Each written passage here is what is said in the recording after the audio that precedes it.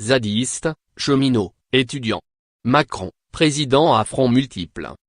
À l'instar de la météo printanière, la température gouvernementale commence à augmenter.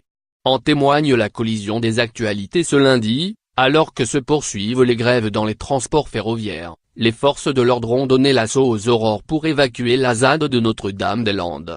Au total, 2500 gendarmes ont été mobilisés en Loire-Atlantique pour des expulsions ciblées, qui concernent plusieurs centaines de militants. Aux universités de Nanterre et de Lille, des CRS ont été déployés pour mettre fin au blocage mis en place par des étudiants opposés à la loi Vidal. Cette concomitance des affrontements n'est pas le fruit du hasard. Depuis l'aube de 2018, année électorale blanche, Emmanuel Macron a enclenché une impressionnante quantité de réformes. SNCF, formation professionnelle, sélection à l'université, retraite, droit d'asile. L'exécutif est confronté à un nombre important de grognes sectorielles, dont les grèves de cheminots et les occupations de facultés sont les expressions les plus visibles. Sans oublier la réforme des institutions qui, certes, ne mobilise pas les foules, mais ouvre malgré tout un foyer de contestation politique au sein du Parlement. Ces fronts multiples sont pourtant conformes à l'ambition réformatrice du chef de l'État. Il a été élu pour cela. Son projet présidentiel, rappelons-le, était intitulé Révolution. De mémoire, il n'y a jamais eu une telle multiplicité de projets, même au début du règne du général de Gaulle, affirme l'historien parlementaire Jean Garrigue. D'après lui, la transition amorcée par Emmanuel Macron ressemble à celle organisée en 1945 après la Libération, lorsque l'État-providence a vu le jour. Nous sommes au même stade que la Grande-Bretagne ou l'Allemagne dans les années 1990, celui d'une adaptation du modèle social européen à celui des sociétés mondialistes libérales. C'est pour cela qu'il y a autant de crispations.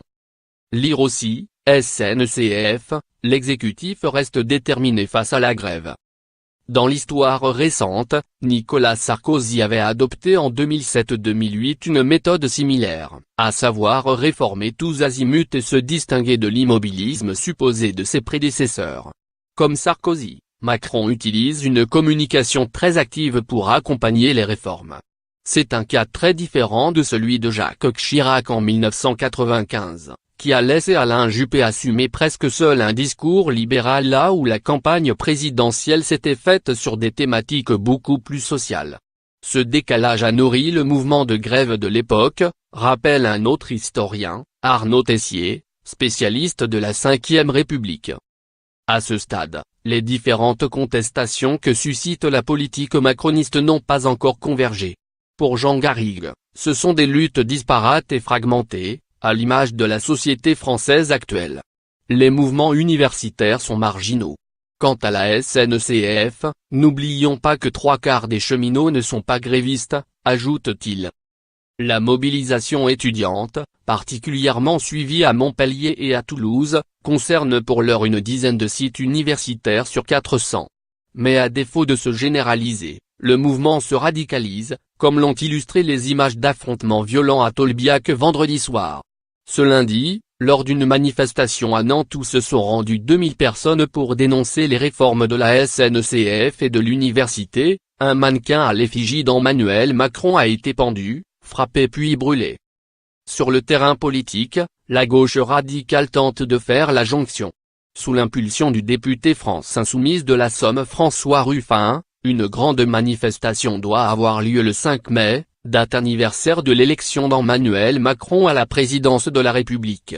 Le Parti communiste, le mouvement Génération.S de Benoît Hamon et ce qu'il reste du nouveau parti anticapitaliste d'Olivier Besancenot semblent, pour l'heure, prêts à y participer. Quant à Jean-Luc Mélenchon, il prépare 2 rassemblements estampillés LFI à Marseille à la mi-avril. Au final, comme le souligne Arnaud Tessier, de nombreux prédécesseurs de l'actuel président ont tenté de réformer plusieurs secteurs en même temps. Après, il y a la manière.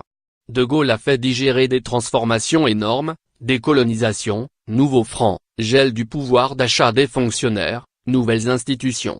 Mais il l'a fait en demandant des efforts au nom de la grandeur de la France, en disant aux personnes concernées, vous êtes le sel de la terre.